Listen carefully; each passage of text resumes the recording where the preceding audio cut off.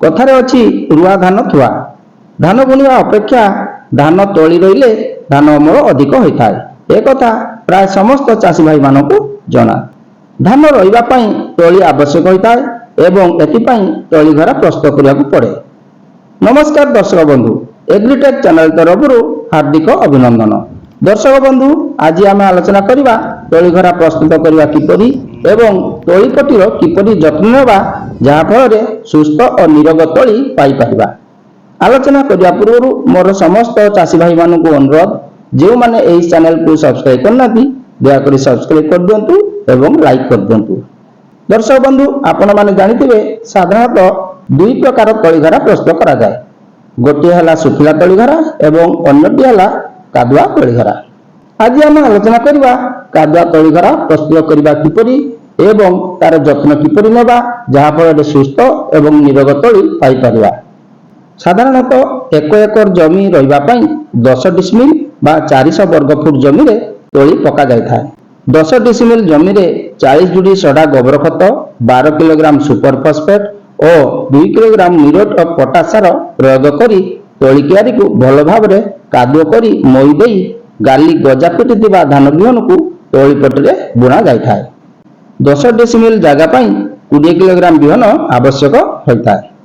दर्शक बंधु, बिहन बुणवा पूर्व सुस्थ बिहन पाइबा और बिहन रु कंठा अगाड़ी आदि बाहर करने एक उपाय करा जाय थाए। प्रति 1 लिटर पानी रे 165 ग्राम लुण मिसाई द्रवण प्रस्तुत करी सेथिरे धान बिहन को लुण पानी रे पकाई दिया जाए। यह द्वारा धान बिहन रे मिसिथिबा कंठा अगाड़ी इत्यादि पानी उपरे भासे। पानी उपरे भासुथिबा धान अगाड़ी इत्यादि को बाहर कला परे पानी रे बुड़ रहिथिबा धान को छाणी ताकू परिष्कार पानी रे धोई दिया जाए।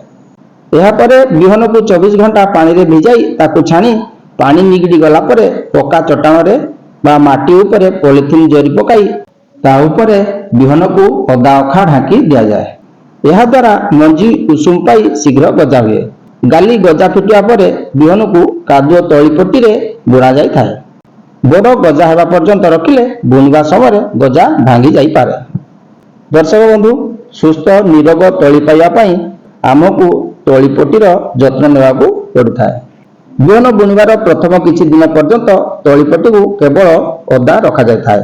धान गजा बढ़ीगले 2 रु 3 इंच पर्यंत ठिया पानी बांधी रखिबा दरकार।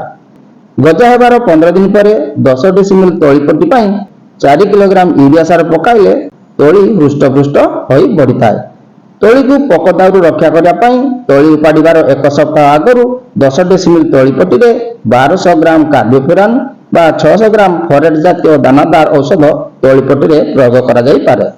तोली उपाड़ीबार दिनक पूर्व तोली पट्टी रे पानी मड़ाइबा उचित। तोली घर रे दानादार औषध प्रयोग करनथिले 1 मिलीलीटर क्लोरोपाइरिफॉस औषध को 1 लिटर पानी रे गलाई तोली चेर को 8 रु 10 घंटा पर्यंत बुड़ाई तोली विसर्जन करने आवश्यक। दर्शक बंधु, आज आम आलोचना कले कादुआ तोलीघरा प्रस्तुत करिया किपरि एवं तोली पट्टीर जत्न नेबा किपरि।